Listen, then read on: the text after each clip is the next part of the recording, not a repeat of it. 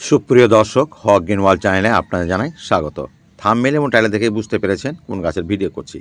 হ্যাঁ বন্ধুরা, এইটা হচ্ছে অ্যাস্টার। অনেকে নাম না বললে হয়তো চন্দ্রমল্লিকাও বলতে পারেন, কারণ চন্দ্রমল্লিকার সিজন এবং দেখতে খানিকটা চন্দ্রমল্লিকার মতোই ফুলটা, তাই হয়তো ভ্রম হতেই পারে। ভ্রম হওয়াটা কোনো অস্বাভাবিক নয়। যাই হোক, এটা হচ্ছে অ্যাস্টার। কারণ অ্যাস্টারের পাতা কিন্তু চন্দ্রমল্লিকা থেকে অনেকটাই আলাদা এবং এর গঠনশৈলী অনেকটাই আলাদা। তবে ফুল দেখে শুধু বলা মুশকিল হয়ে যাবে যে এটা চন্দ্রমল্লিকা না অ্যাস্টার। চলে আসবো এই গাছের বিশেষত্ব এবং বৈশিষ্ট্য নিয়ে, এবং এই গাছ কিভাবে আমরা পরিচর্যা করব, কখন লাগাবো, কিভাবে এদেরকে খাবার দেব ইত্যাদি। প্রথমে যদি আমি বলি টবের কথা, টব অবশ্যই আপনি প্রথমবারেই একেবারে 8-10 ইঞ্চি টব নেবেন না।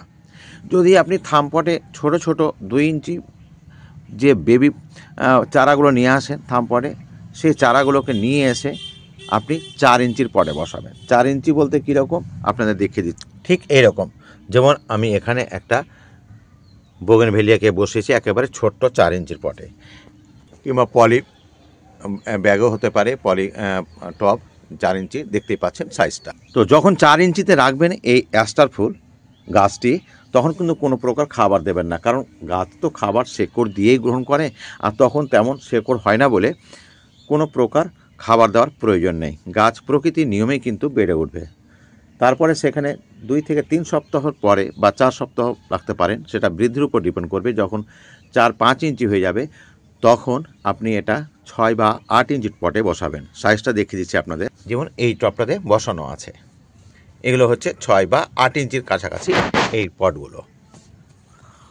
তারপরে আপনি চলে আসবেন একেবারে যখন কুড়ি আসবে ঠিক তার আগে এরকম 8 থেকে 10 ইঞ্চির পটে বসাবেন। তাহলে আপনি পটটা নির্বাচন করে নিলেন 3টি ধাপ: থামপট, তারপরে 4 ইঞ্চি, তারপরে 6 বা 8 ইঞ্চি, তারপরে ফাইনাল পট।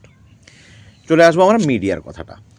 মিডিয়া সবসময় নেবেন হালকা, অর্থাৎ 30 থেকে 40% নেবেন গার্ডেন সয়েল, 30% নেবেন আপনি কম্পোস্ট বা গোবর সার, আর 20% নেবেন কোকোপিট, 10% বালি দিয়ে এইটা খুব হালকা মিডিয়া করবেন। সিংকুজি বন্ডাস নিমকল থাকলে দেবেন, না থাকলে কোনো ব্যাপার নয়।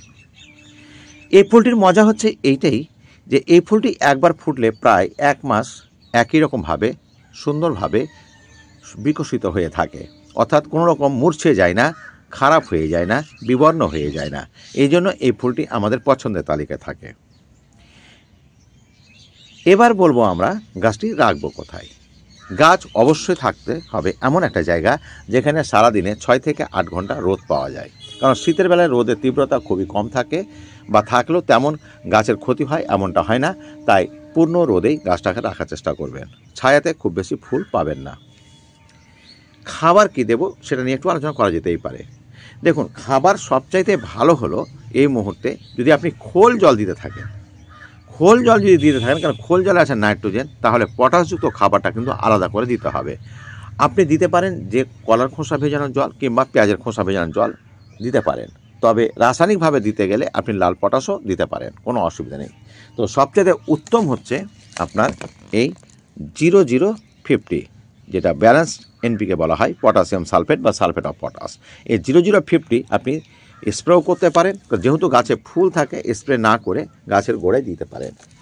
তবে 0050 না থাকলে শেষ সবচেয়ে সহজ পদ্ধতি হচ্ছে 10-26-26, যেটা গাছের গোড়ায় দিয়েছি, এখনও আমি জল দিয়ে ভেজাইনি আপনাদের দেখানোর জন্য।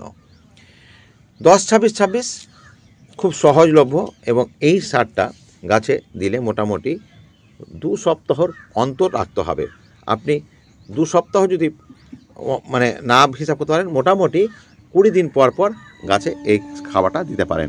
এতে মজাটা হচ্ছে কি, এখানে আপনার যেহেতু নাইট্রোজেন, ফসফেট এবং পটাশ 3টির কম্বিনেশান রয়েছে এই খাবারটাতে, কাজেই আপনাকে ভাবতে হবে না নতুন ব্রাঞ্চ হলে কত সুন্দরভাবে আবার নতুন ব্রাঞ্চগুলোতে ফুল আসবে। নতুন ব্রাঞ্চগুলো কিন্তু খুব সুন্দরভাবে বেরিয়ে আসবে। এর কালার প্রচুর রয়েছে, কিন্তু আমার কাছে মাত্র এই 2টি কালারই রয়েছে, কারণ আমি এত গাছ আমার কাছে রয়েছে যে আমার কাছে রাখবার আর জায়গা নেই, যার জন্য আমি 2টি কালারই এটা সংগ্রহ করেছি।